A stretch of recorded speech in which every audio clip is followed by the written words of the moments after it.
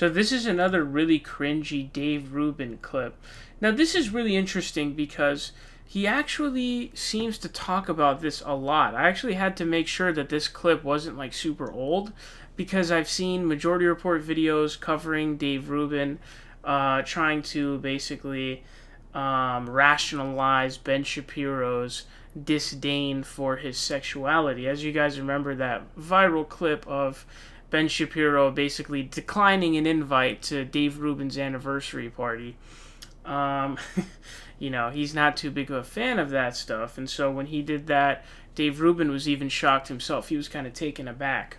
So here he's going to rationalize Ben Shapiro's, disdain for sexuality. Check this out.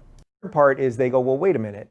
There's still such a strong religious bent to the right that this just doesn't make sense. They think you guys are sinners, something like that. And people will go, well, Rubin, how can you be friends with Shapiro? And it's like, yes, he has a different view of biblical marriage, but he's not trying to legislate my life. It does put a cap on our friendship, right? I can be friends with you in a way that I can't be with him because of that thing, but it doesn't, but I know he's way more tolerant than all the other people that are screaming about tolerance all the time.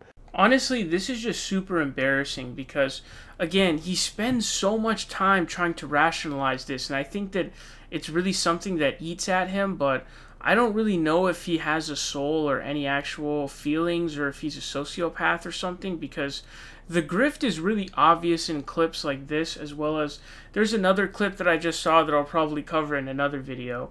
But it's really obvious how he covers up a lot of the disdain for gay people that the right wing harbors.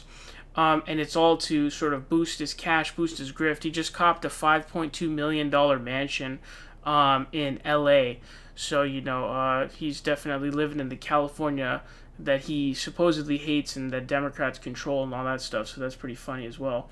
But he's down to take all of that, all the disrespect, all the disdain. And the thing is, somebody believing that you're a sinner but it's okay is one thing if it's something that you do sometimes, like whatever it may be, drinking alcohol or something. And even then, a lot of people who do that, it's more of a lifestyle thing. So even in that scenario, it's still like, okay, you really have a genuine, like, general disrespect for the person, because that kind of becomes part of their identity.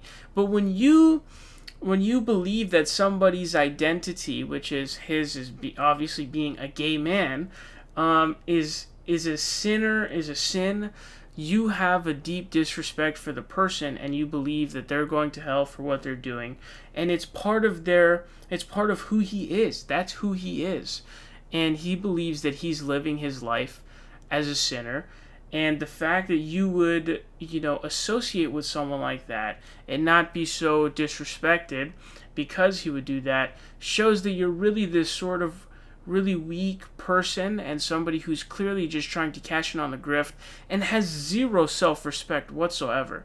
And it's honestly impossible not to get secondhand cringe from watching this and finding the little ways that he's trying to rationalize Ben Shapiro's take.